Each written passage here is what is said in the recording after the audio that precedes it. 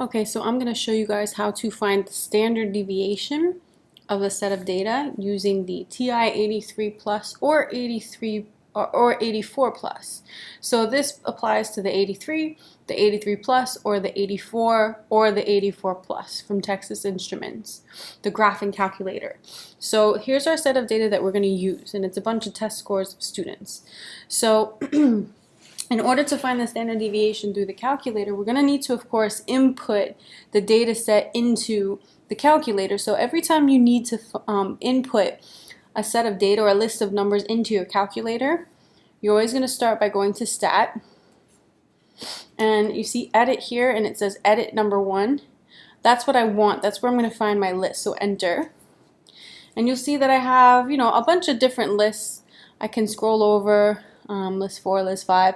You guys should have list 1, and usually that's where I put my stuff. If I need more than one list, I can always add to that. But if you have numbers in here like I do and I need to clear it out, I'm going to use my arrows, go up so that L1 is highlighted, and I'm going to press clear and then enter. Okay, clear and then enter. Do not press delete because you're going to get rid of your list. So be very careful not to press delete. You want to press clear and then enter after you put your highlighted portion, the little shaded region, onto L1. Now that my L1 is clear, I'm going to input these numbers. So 89, enter, 100, enter, 89, enter. And let's say that I input the next one incorrectly. I'm just going to scroll back up and I'm going to change it to 95. Enter. So just make sure that everything matches what's from your list. 94, 92, and then 70. So I put all my numbers from the data set into L1. Now anytime I want to go back to my home screen from here, on top of mode I have quit. If I go to second and then I press quit, I'll go back to my home screen. So now I have my list in my calculator, and now I'm going to find the standard deviation. So I'm going to go back to Stat. And now I'm going to calculate something. So I'm going to scroll over using my right arrow to calc. And I'm looking for 1 var stats. That's where I'm going to find what I need. Now, my calculator is a little bit more old school, so it says 1 var stats, and then it has blank, a blank space. Some of you guys, it will actually say list, and then it'll have like frequency list, and then calculate. So some of you guys might have, this. It's the same thing we're going to input, but just a different representation initially. So the list is in L1. That's where my list is as well. If you look on top of the number 1, you're going to see L1.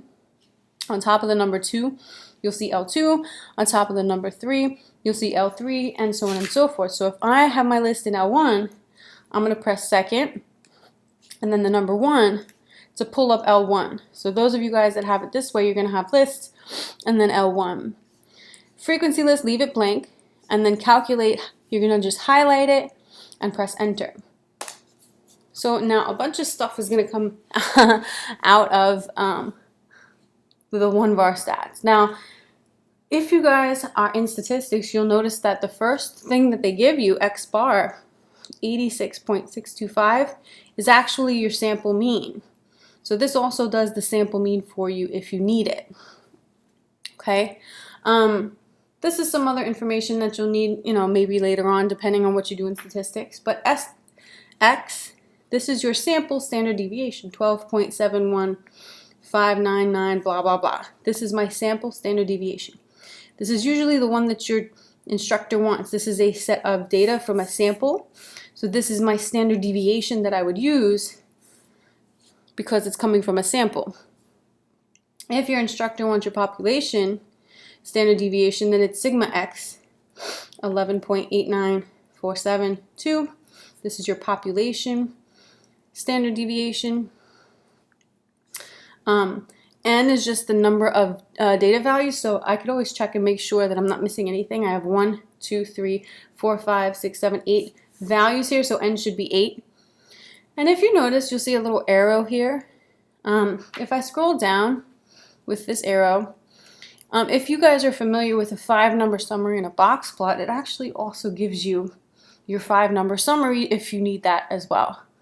First quartile, median, or second quartile, third quartile, and of course the min and the max. So it does it all for you also.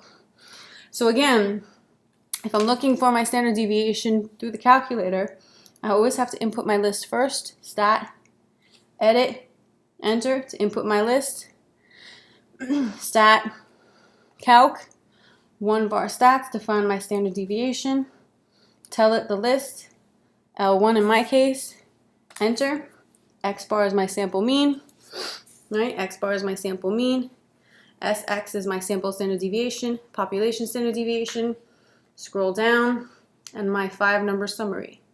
And then N is the number of sample values that you have. So you can always just double check with that number to make sure you didn't miss one. All right, guys, good luck.